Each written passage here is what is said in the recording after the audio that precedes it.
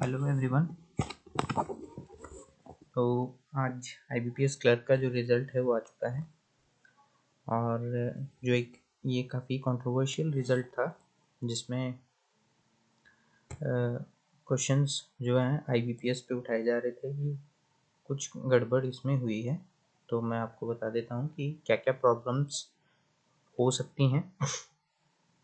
जो मैंने देखा है कि एक जो इसमें बड़ी प्रॉब्लम जो बहुत सारे कैंडिडेट्स जो मैं अदर ग्रुप्स में हूँ उनमें भी देखा है मैंने कि इंग्लिश के जो मार्क्स हैं वो काफ़ी कम आए हैं इसमें। और जो नॉर्मलाइजेशन है वो काफ़ी बड़ा फैक्टर बन के आया है कि मार्क्स इसमें इम्प्रूव हुए हैं। तो अब इसकी बात करते हैं कि कैसे मतलब इनसे ओवरकम करना है, क्योंकि आपका आईबीपीएस पीओ भी होगा कुछ लोगों का। तो इन चीज़ों से कैसे ओवरकम करें। देखिए, पॉजिटिव्स जो भी हैं यहाँ से आप उन पॉजिटिव्स को लीजिए।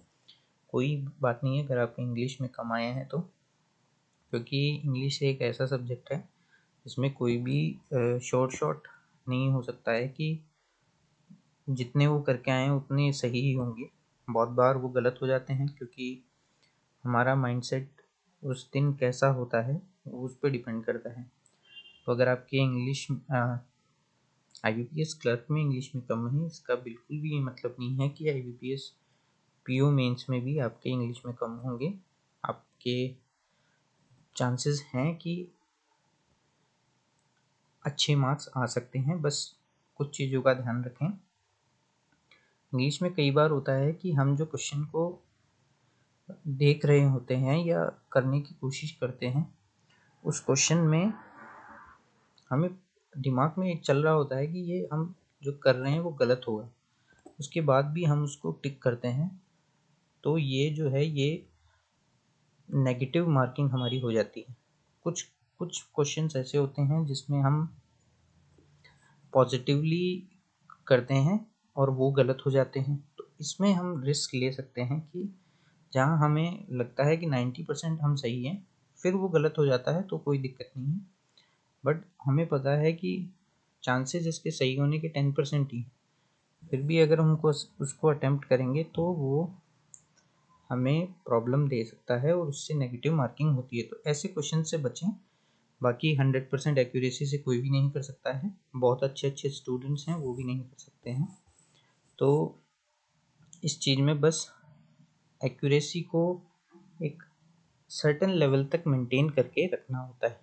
तो इसी चीज़ को आप आईबीपीएस पीओ में भी ध्यान रखिए। और आप अगर मुझसे जुड़ना चाहते हैं नेक्स्ट एग्ज़ाम्स के लिए तो आप टेलीग्राम चैनल में कमेंट में पिन कर दूंगा, वहाँ आप जुड़िए। अगर आप अपना स्कोर कार्ड शेयर करना चाहते हैं तो वो भी कर सकते हैं, ताकि आपकी स्ट्रेंथ और वीकनेस को अच्छे से समझा जाए। और अगर जो नेक्स्ट एग्ज़ाम है जो 2022 में होने वाली हैं, अगर आपका आईबीपीएस पीओ नहीं है तो उस पर हम फोकस कर सकें। तो अब मैं अपना स्कोर दिखा देता हूँ आपको।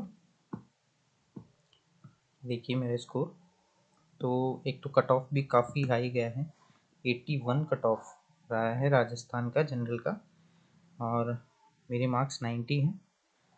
और मैंने रीजनिंग में 31 अटैम्प्ट किए थे बट मुझे 32.5 मार्क्स मिले हैं। और क्वांट्स में मैंने 35 किए थे, तो ये क्वेश्चन मुझे लगता है गलत हुआ है।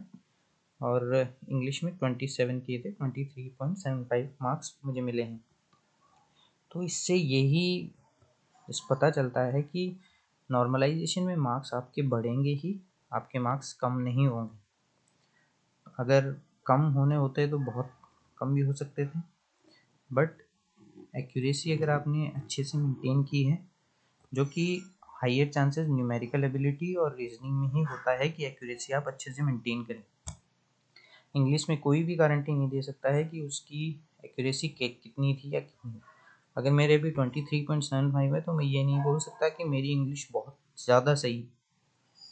ये बस उस दिन आपका कैसा माइंडसेट होगा और आपने क्वेश्चन को अच्छे से पढ़ा होगा, रीडिंग कॉम्प्रिहेंशन अच्छे से किया होगा, तो आपके मार्क्स बढ़ जाएंगे और उस दिन अगर आप ऑफसेट हो जाते हैं, और जो कभी कभी डेज आते हैं, तो आपके मार्क्स नहीं बढ़ पाएंगे। बस इंग्लिश को इसी तरीके से लेके चलें और IBPS PO मेंस अच्छे से दें। All the best guys.